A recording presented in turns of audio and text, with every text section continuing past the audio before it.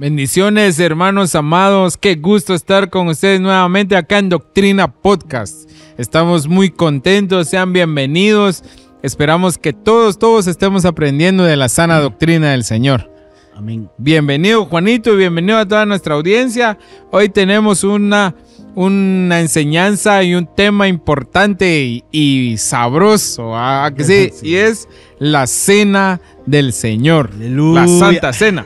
Les quiero dar nuestro verso base y está en 1 Corintios 11, 20 y también el 26. Y dice la palabra del Señor, el 20, dice: por tanto, cuando os reunís, esto ya no es comer la cena del Señor. Ahí está regañando a los hermanos de Corintio.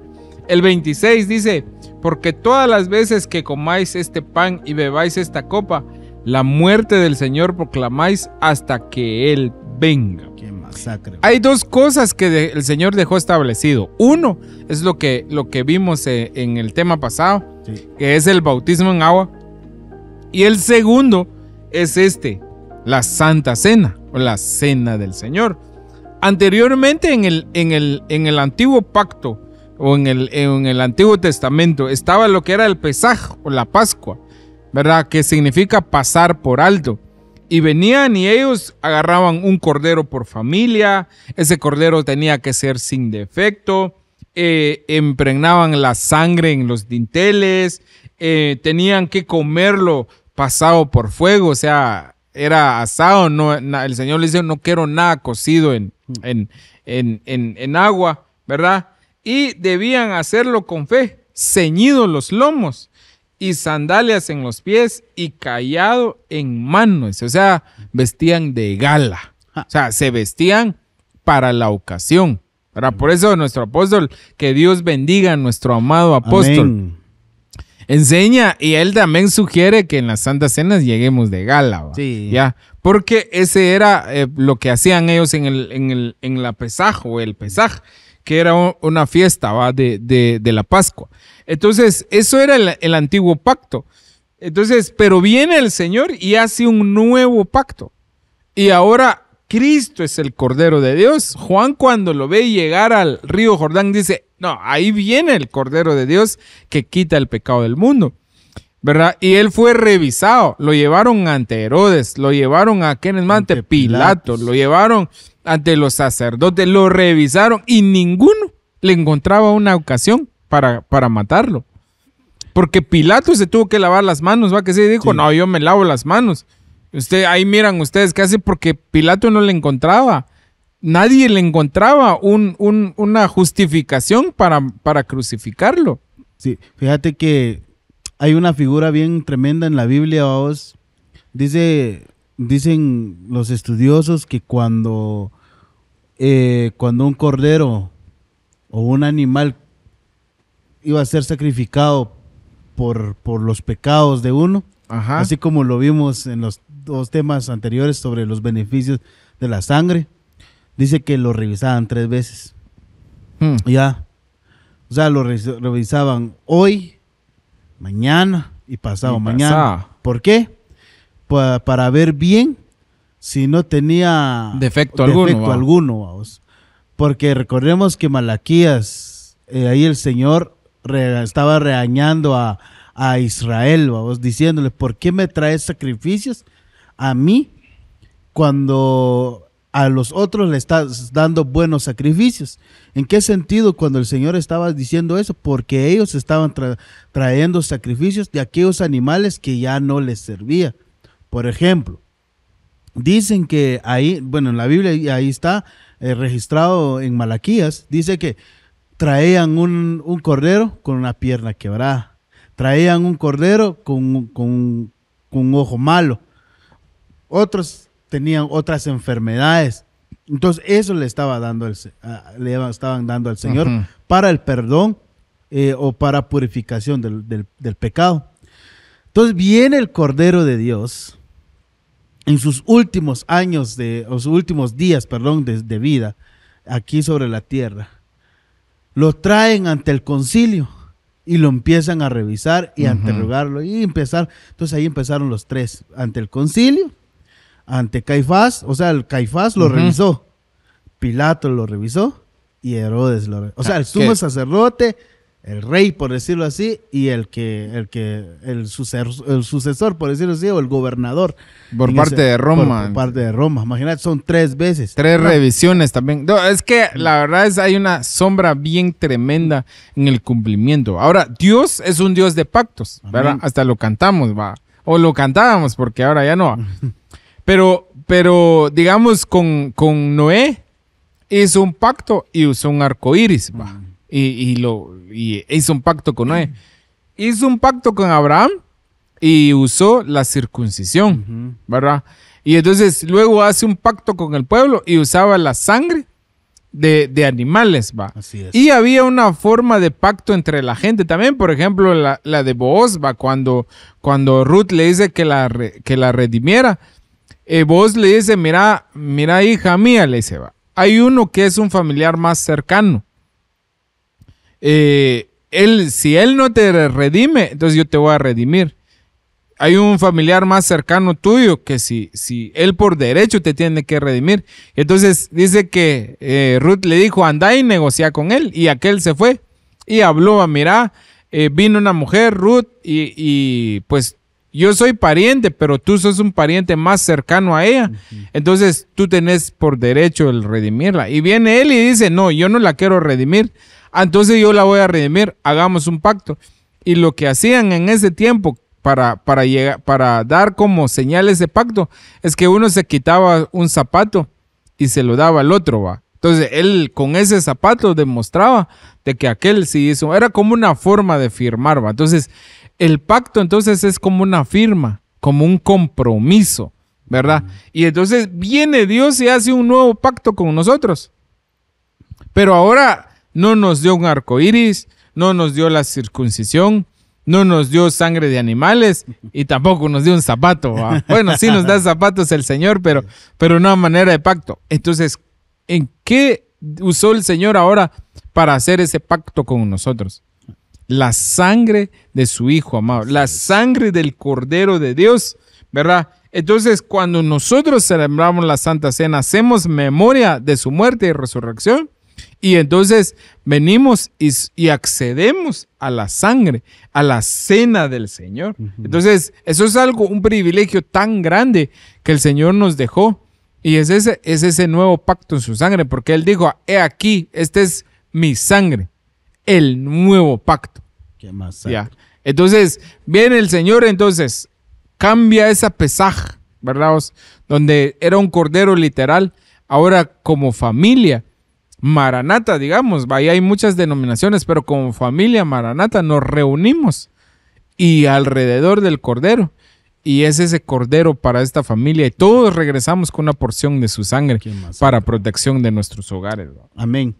Fíjese, amado hermano, que lo que es la cena del Señor, pues el Señor lo estableció acá acá en la tierra, cuando Él caminó sobre la misma, ¿verdad?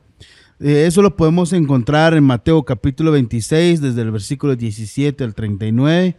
También lo dice en San Juan capítulo 13, verso 1 hasta el 30. Amén. También lo dice 1 Corintios, el apóstol Pablo, cuando dice, porque de esto recibí yo de Jesucristo, dice, ¿verdad? El Señor Jesucristo me lo enseñó. El mismo, dice, el mismo Señor. Entonces ahí lo podemos ver en 1 Corintios capítulo 11, desde el verso 23 al 34. Pero también hay otro capítulo que el Señor mismo habló de la Santa Cena, o de la Cena del Señor, hablando de su cuerpo y de su sangre, que lo tenían que comer, y que muchos, bueno, esos son los religiosos, ¿va? que no comprenden lo que es realmente la Santa Cena, ¿va?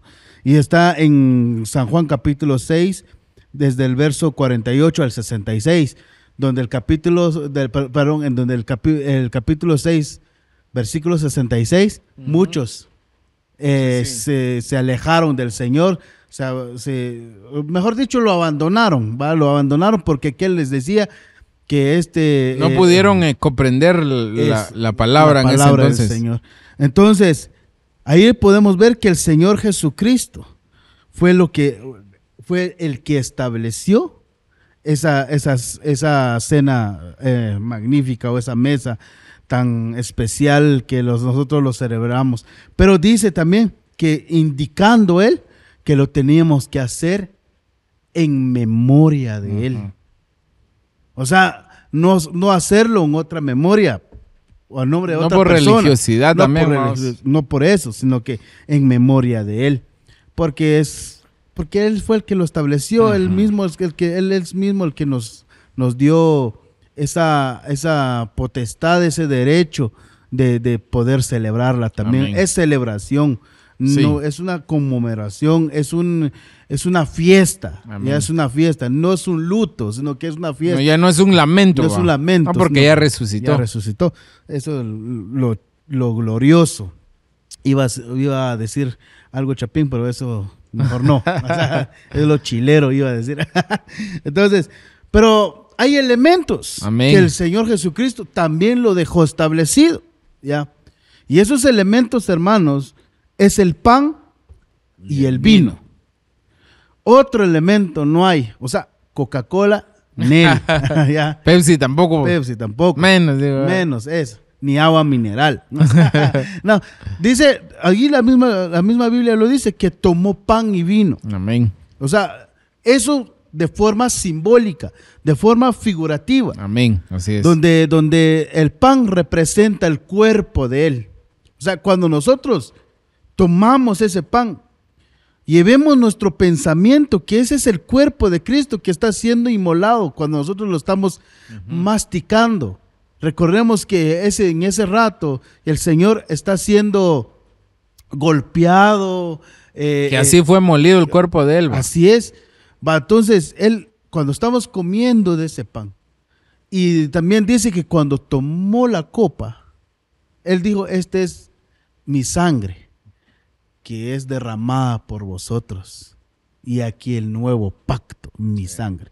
Entonces, ahí podemos ver que el vino simboliza o tiene figura de la sangre del Cordero del Señor. Qué tremendo. Una cosa que quiero aportar ahí es que también, digamos, su muerte, porque se trata de conmemorar su muerte y su resurrección, que el pan representa su muerte, ¿verdad? Y el vino representa su resurrección, ¿verdad? Y como vos ya tiraste una, yo voy a tirar una hoy, que allá afuera hay una religión que solo les da pan a sus seguidores y no les da el vino. Entonces solo les da muerte. Porque el vino se lo toma él. Y solo les ministra la muerte y ya no les ministra la resurrección. Eso es bien grueso, pero ya dejémoslo ahí. Entonces, y esto es bien tremendo porque es solo para los suyos. O sea, no es para todo el mundo también. No todos pueden participar de la cena del Señor. Pero ¿quiénes son los suyos?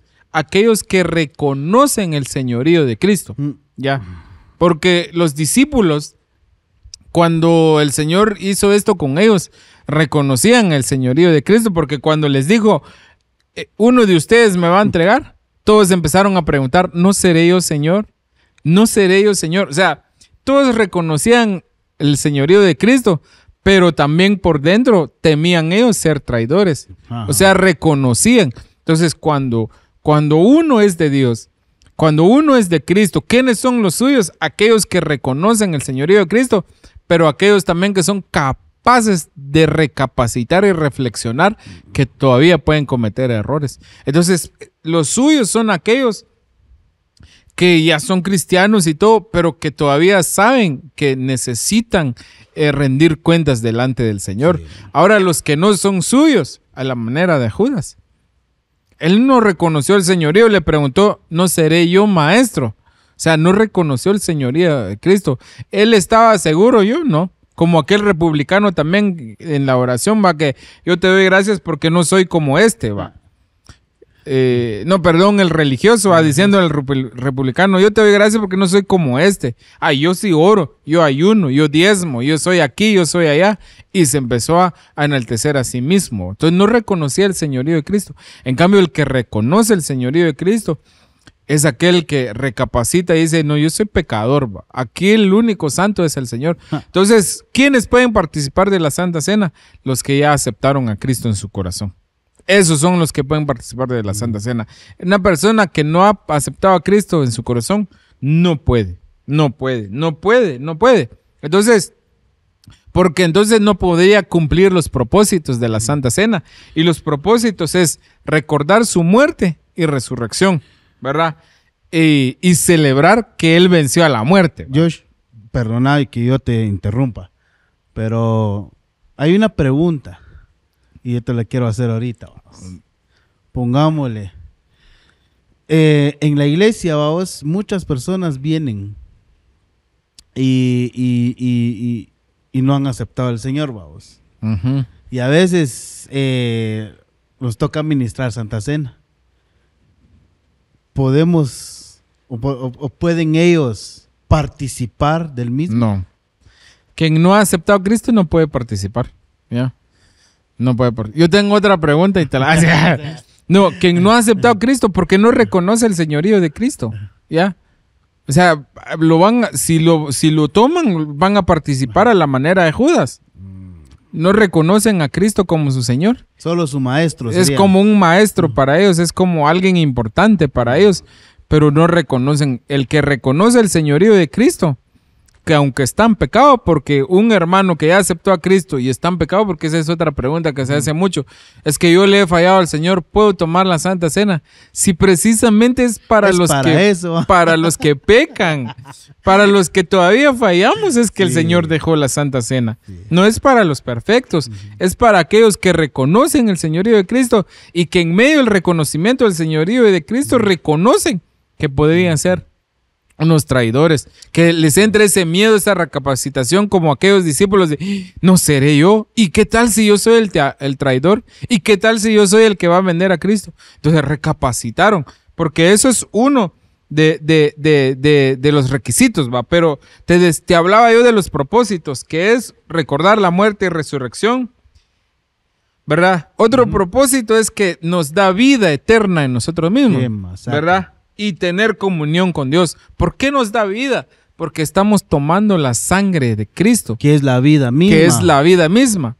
Entonces estás tomando y esa sangre se vuelve parte de tu ADN. Anula tu sangre y empieza a circular la sangre de Cristo. Es como una transfusión de sangre, vamos. Un cambio de sangre. Vamos. Por eso es constante y lo tenemos que hacer. Mira, pues, miramos, ya el tiempo se nos fue. Pero dice la Biblia que Noé era el único perfecto en su generación, dice, va. Pero realmente esa palabra generación es que era el único perfecto en su genética. O sea, todos los demás seres humanos. O sea, Noé no era porque era un tremendo espiritual, no, es que era 100% genéticamente hablando humano. Y hoy en día, mano, con la tecnología, por ejemplo, el pollo que consumimos, vas y a donde sea, no voy a hacer propaganda, pero a donde sea vas, y ese es un pollito de 10 a 14 días, que con químicos y hasta grande, y a darle, va. Y es lo que comemos. Y ahí comemos parte de su sangre, que es su vida. Entonces, genéticamente estamos trastocados ya. Estaba viendo, mano, que ahorita salió un programa que de 2 a 4 meses hacen crecer un cerdo para destace.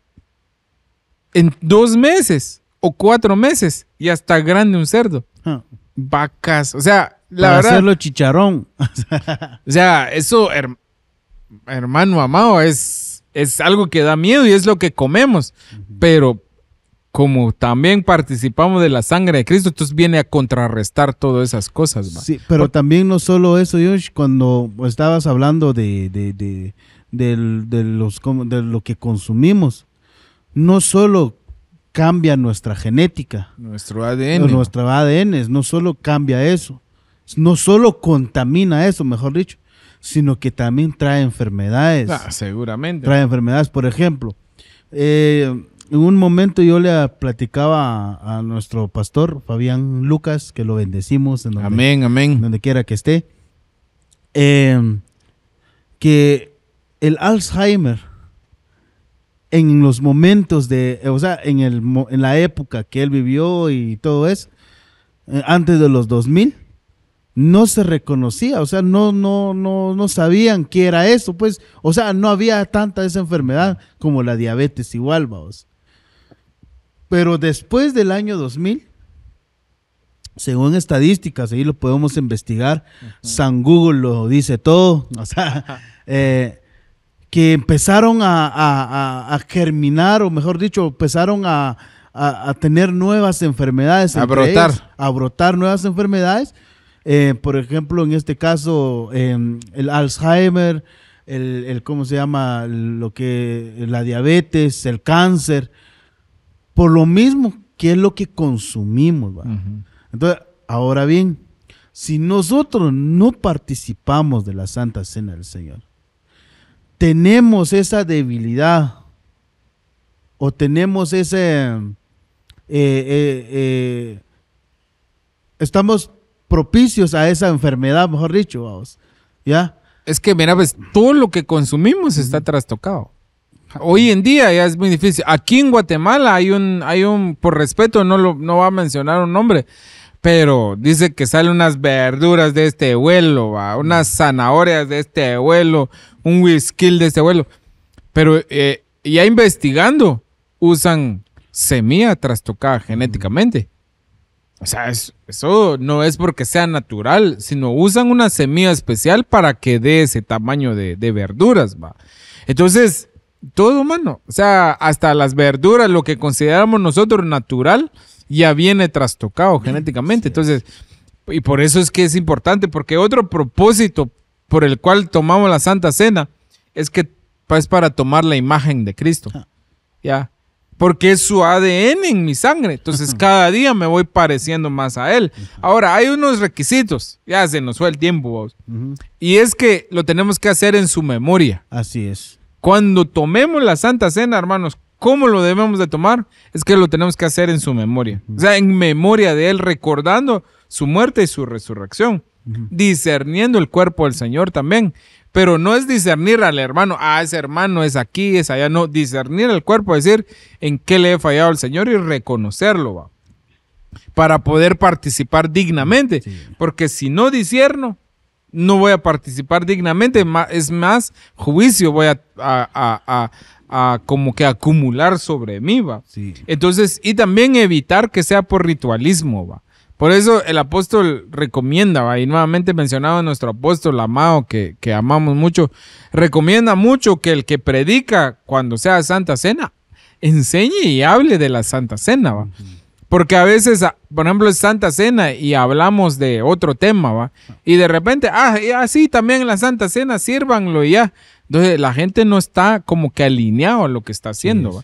Entonces hay que preparar el camino, porque si no se vuelve un ritual, una costumbre, y entonces no va a tener ese impacto que debería de tener, ¿va? Entonces se debe tomar en comunión con el Espíritu Santo. Entonces esto es algo extraordinario que viene a nuestra vida. Solo hay que saber cómo participar. Entonces, si vamos a participar, hermano amado, hagámoslo en memoria. Cuando estemos participando, recordemos la muerte y la resurrección de Cristo.